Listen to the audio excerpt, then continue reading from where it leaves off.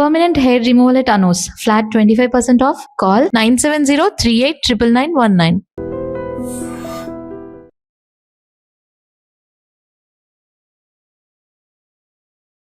Welcome to I dream. నేను మీ భవ్య. ఇప్పుడు చాలామందికి యూరిన్ వెళ్తున్నప్పుడు నొరగ వస్తుంది, లేదా కాళ్ళు వాపులు బాగా ఉంటాయి. ఇవన్నీ కిడ్నీ రిలేటెడ్ ఇష్యూస్కి ఏమన్నా కారణమా?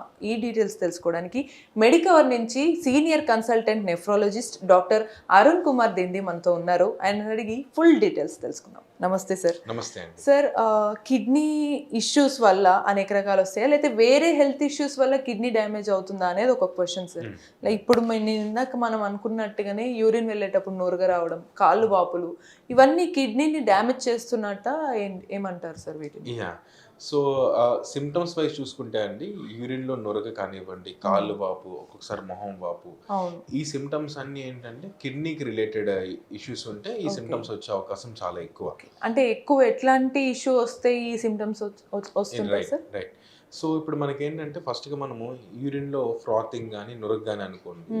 సో దీనికి ముఖ్యమైన కారణాలు ఏంటి అంటే, ఒకటి వాటర్ తక్కువ తీసుకోవడం వల్ల యూరిన్ ఎసిడిక్ అయ్యి ఫ్రాతింగ్ రావడం. సెకండ్ థింగ్ ఏంటంటే, ఒక్కొక్కసారి యూరిన్ లో చిన్న ఇన్ఫెక్షన్ ఉన్నా సరే మనకి ఇలా కొంచెం నొరగలాగా అనిపిస్తుంది.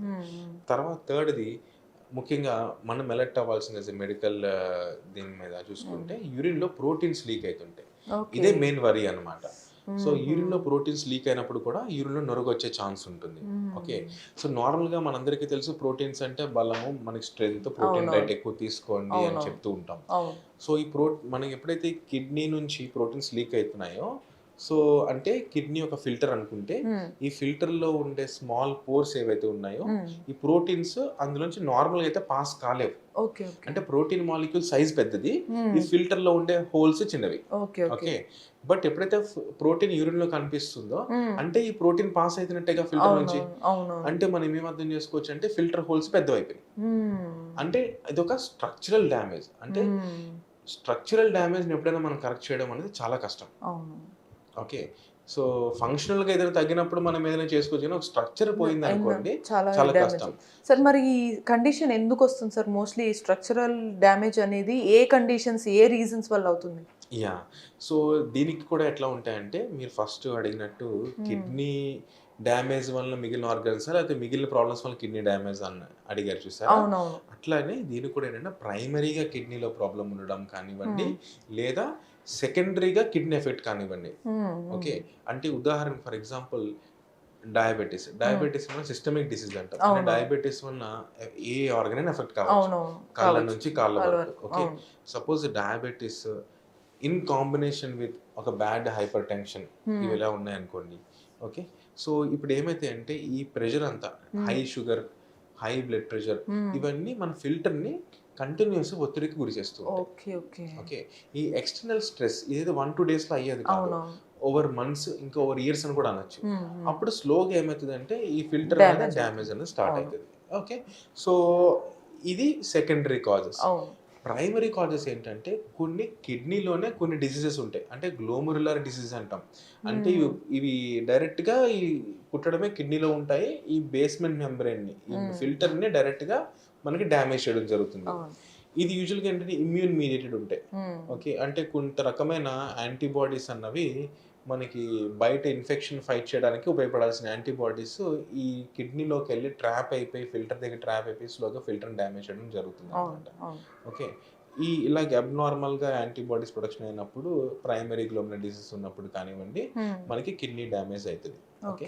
సో ఇందులో ఏది అనేది మనం తెలుసుకోవడం చాలా ఇంపార్టెంట్. దాన్ని బట్టి మనకి treatment totally different. For example diabetes అనుకోండి, ఫస్ట్ షుగర్ కంట్రోల్ చేసుకోవాలి. నేను షుగర్ కంట్రోల్ చేసుకోకుండా నేను కిడ్నీ కోసం బ్రహ్మాండ మెడిసిన్ ఏది వాడతానన్నా సరే లాభం యూజ్ ఉండదు.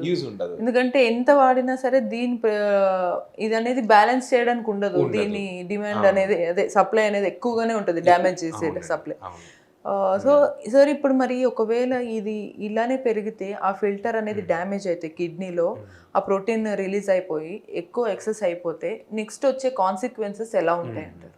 సో మనకి ప్రోటీన్ లీక్ అయిపోవడం వల్ల యూరిన్లో ప్రోటీన్స్ అన్ని పోతున్నాయి కాబట్టి బ్లడ్లో ప్రోటీన్స్ తగ్గిపోతాయి. ఓకే. ఓకే, సో బ్లడ్లో ప్రోటీన్స్ ఎప్పుడైతే తగ్గిపోతాయో మనకి ఇమ్యూనిటీ పవర్ ఉండదు. అంటే బయట నుంచి ఏమైనా ఇన్ఫెక్షన్ వస్తే మనం ఫైట్ చేయలేం, రెసిస్టెన్స్ ఉండదు. సెకండ్ థింగ్, బ్లడ్లో ప్రోటీన్ లెవెల్స్ తగ్గిపోతే మనకి ఏమవుతుంది అంటే కాళ్ళలో వాపు వస్తుంది. అవునవును. ఓకే, సో మనం బ్లడ్ మనం తీసుకుంటే 90% బ్లడ్లో వాటర్ ఉంటుంది, మిగిలిన ఆర్బీసీ, డబ్ల్యూబీసీ, ప్లేట్లెట్స్ ఇలాంటివి పక్కన పెడితే ఈ ఇంటిగ్రిటీ మెయింటైన్ అవడానికి ప్రోటీన్స్ ఆర్ గుడ్ మాలిక్యూల్స్ అన్నమాట. ఓకే, ఆ వాటర్ అన్నింటినీ ఉంచుతుంది లోపల, ఆ ఇంటిగ్రిటీ మెయింటైన్. ఎప్పుడైతే బ్లడ్ లో ప్రోటీన్స్ తగ్గిపోయినాయో ఇంటిగ్రిటీ దెబ్బతిని ఈ ఆంకాటిక్ ప్రెజర్ దెబ్బతినడం వల్ల ఈ వాటర్ అన్నది ఏంటంటే డిఫరెంట్ పార్ట్స్ లోకి స్ప్రెడ్ అయిపోతుంది. థర్డ్ స్పేస్ లాసింగ్ అంటాం, అంటే కాళ్ళల్లో వాటర్ కనిపించవచ్చు, స్కాన్ చేస్తే అబ్డామన్ లో కూడా వాటర్ ఉందంటారు, ఎక్స్రే చేస్తే లంగ్స్ లో వాటర్ ఉందంటారు, ఒక్కొక్కసారి హార్ట్ చుట్టూ కూడా వాటర్ చేరిందంట. అవునవును. ఓకే, సో ఇవన్నీ డిటర్మినెంటల్. ఓకే, ఇవన్నీ అంటే ఒక కైండ్ ఆఫ్ ఇండైరెక్ట్ గా కిడ్నీ డ్యామేజ్ వల్ల ఇవన్నీ మనకి మల్టీ ఆర్గన్స్ లోకి వాటర్ వెళ్ళడానికి రీజన్ అవుతుంది. సో వీళ్ళు ఈజీగా ఇన్ఫెక్షన్ కి అది వెళ్ళిపోతారు, ఇమ్యూనిటీ తగ్గిపోతుంది, లైఫ్ స్పాన్ కూడా తగ్గిపోతుంది. సార్ దీనికి ఏమైనా ట్రీట్మెంట్ ఉంటుందా? ట్రీట్మెంట్ ఎలా చేస్తారు? సో ఫస్ట్ గా ఏంటంటే ముందు మనము అండర్లైన్ కాజ్ తెలుసుకోవడము, షుగర్, బీపీనా, గ్లోమరల్ డిసీజెస్, ఈ అండర్లైన్ ప్రాబ్లమ్స్ అయినా ఇన్ఫెక్షన్ వల్ల అవుతుంది. ఈ అండర్లైన్ ప్రాబ్లమ్స్ అన్ని మనం తెలుసుకుంటాం అన్నమాట. ఇది తెలుసుకోవడం కోసం కొన్ని సెట్ ఆఫ్ టెస్ట్లు మనం రన్ చేయాల్సి ఉంటుంది. బ్లడ్ టెస్ట్లు, యూరిన్ టెస్ట్లు, కొన్ని స్కాన్స్, అవసరమైతే కిడ్నీ నుంచి చిన్న పీసెస్ టెస్ట్కి పంపిస్తాం. దీన్ని కిడ్నీ బయాప్సీ అంటాం. ఓకే, సో ఈ కిడ్నీ బయాప్సీ అనేది ఏంటంటే మైనర్ సర్జికల్ ప్రొసీజర్లోకి వస్తుంది. అంటే కట్ చేయడం అది ఉండదు, ఒక నీడిల్ ద్వారా కిడ్నీ నుంచి టిష్యూ తీసుకుని టెస్ట్కి పంపించడం జరుగుతుంది. ఇది ఏంటంటే అందరికీ చెయ్యము. ఈ డయాగ్నోసిస్ మనం ఎరైవ్ కావట్లేదు అన్నప్పుడు next step. Suppose first step లో నాకు డయాగ్నోసిస్ వచ్చేసింది అనుకోండి, ఇదని తెలిసింది అనుకోండి, మనం అన్నీ వెళ్ళనవసరం. ఇలా ఈ టెస్ట్లు మనం డయాగ్నోసిస్ కోసం వెళ్ళి ఫైనల్ స్టేజ్ లో ఇక్కడ వరకు కూడా వెళ్ళడం జరుగుతుంది అన్నమాట, depending upon the patient. Okay, so అది కాజ్ తెలిసిన తర్వాత మనం డెఫినెట్ గా మనం దానికి తగ్గట్టు మెడికేషన్ పెట్టుకుంటాం. ఓకే, అయితే బీపీ అయితే ఓన్లీ జస్ట్ బీపీ వల్ల అనుకోండి, జస్ట్ బీపీ మెడిసిన్ వాడితే చాలు. షుగర్ అనుకోండి, ఇది గ్లోమరల్ డిసీజ్ ఏమైనా అనుకోండి, దానికి సంబంధించి కొన్ని immuno modulators, immuno suppression medications ఉంటాయి, దాన్ని వాడుకుంటే మనం దీన్ని కిడ్నీని రివర్స్ చేయొచ్చు. ఓకే, అంటే ఫైనల్ గా ఒకటి ఫస్ట్ డ్యామేజ్ అవ్వకుండా చూసుకోవడం అనేది ఫస్ట్ ప్రియారిటీ. బట్ ఒకవేళ ఈ సిచ్యువేషన్ వస్తే దీన్ని క్యూరబుల్ డిసీజ్ అని అనుకోవచ్చు సార్? అనుకోవచ్చు. అసలు ఇర్రివర్సిబుల్ అనే సిచ్యువేషన్ అయితే లేదు ఇప్పటి వరకు, ఆ స్టోరీ ఏమీ లేదు. అంటే ఇర్రివర్సిబుల్ అనేది మళ్ళీ ఇది కూడా అండి, ఇదే ప్రాబ్లమ్ తో ఆయన ఒక 6 months 1 year 2 years అలా నెగ్లెక్ట్ చేసుకుంటూ వచ్చేసి లాస్ట్ స్టేజ్ లో, ఎందుకంటే మనం ఫస్ట్ అనుకున్నాం స్ట్రక్చరల్ డ్యామేజ్ అనుకున్నాం. ఓకే, ఆ స్ట్రక్చరల్ డ్యామేజ్ హోల్స్ అన్నవి చాలా విపరీతంగా పెద్దవైపోయి, ఓకే, మొత్తం ఫిల్టర్ యొక్క ఇంటిగ్రిటీ దెబ్బతినేసింది అనుకోండి.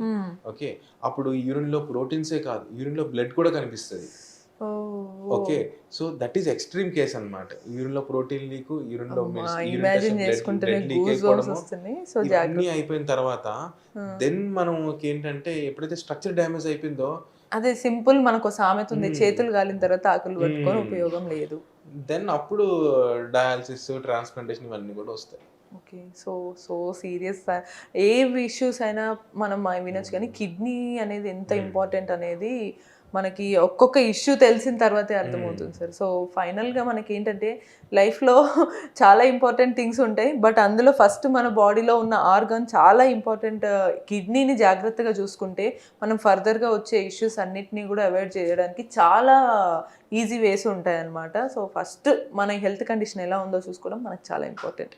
సో ఇటువంటి మరిన్ని ఇంట్రెస్టింగ్ టాపిక్స్ కోసం keep watching iDream. And for more videos, please subscribe to iDream. Please subscribe to iDream. Please subscribe iDream. And please subscribe to iDream. For more videos, subscribe to iDream. please like, share and subscribe to the channel. Congratulations, iDream. Subscribe to iDream. Subscribe to iDream. So subscribe to iDream Media. iDream ki iDream team andarki huge congratulations. Please subscribe iDream Media. Please subscribe to iDream. Subscribe iDream. Please subscribe to iDream. iDream అంటే నా కళల channel subscribe చేసుకున్న నోరు తిరుగుతలేదు, మీరైతే గంట గుర్తు కొట్టండి. For more such videos, please subscribe to iDream. Subscribe to iDream. Please subscribe to iDream. Please subscribe iDream Media. Please do subscribe to iDream. Please subscribe to iDream Media. For best entertainment and information, please subscribe iDream. And don't forget to subscribe to iDream.